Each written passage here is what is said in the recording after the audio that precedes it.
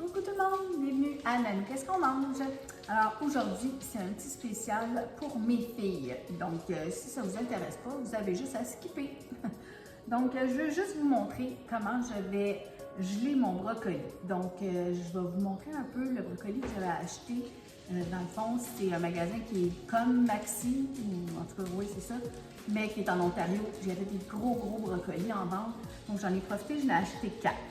Alors, je les ai lavés, je les ai fait tremper dans le fond. Donc, ils ont trempé dans l'eau quelques heures. Juste question de voir s'il n'y aurait pas des petits moustiques ou des choses qui flotteraient à la surface. Fait que c'est comme un premier lavement. Donc, pour geler du brocoli, on ne peut pas juste le couper puis le mettre au congélateur comme des poivrons. Il faut le blanchir.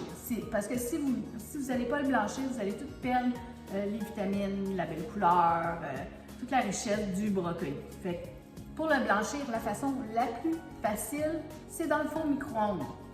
Alors j'ai commencé par, fait que ça c'est celui qui est lavé.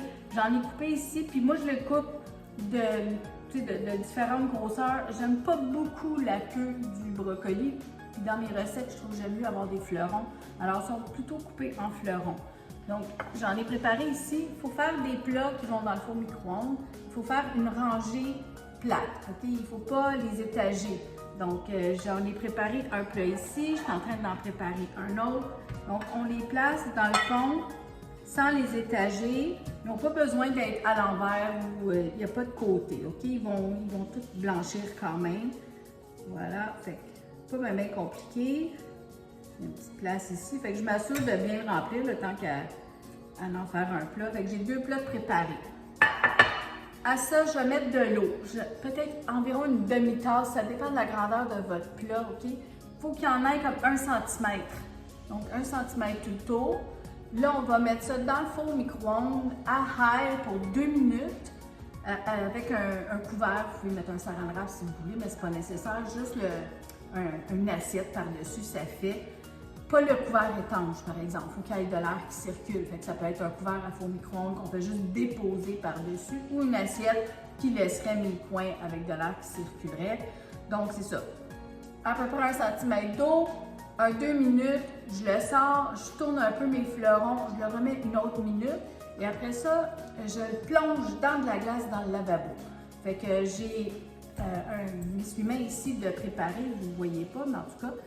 Et j'ai 2 bacs dans mon lavabo que je vais préparer. Pendant que ça, c'est dans le four micro-ondes, je vais mettre de la glace dans mes bacs. Donc, je commence la première étape, puis je continue après. Tout le monde a un four micro-ondes. Il n'y a pas de sorte en particulier. Vous voyez là, je vais mettre dessus comme ça, puis même si ça tombe, c'est pas grave. Okay? Ça, il est à high, 2 minutes. On le part. Pendant ce temps-là, je vais préparer la glace, mettre dans mon lavabo. Là, on met de l'eau froide. Il commence à avoir une belle couleur. Là. Si vous regardez, là, il commence, là. C'est ça qu'on veut. Voilà.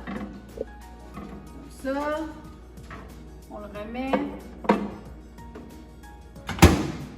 1 minute. Voilà. Fait que faites attention, le plat peut être très chaud. Fait que là, rapidement, vous voyez que la couleur, elle a changé du brocoli. Là, je veux arrêter la cuisson. Fait que je plonge tout de suite ça dans ma glace. Puis après ça, on va les essorer sur... moi, je prends un essuie-main, là. Donc, un linge à vaisselle, dans le fond, qui est propre.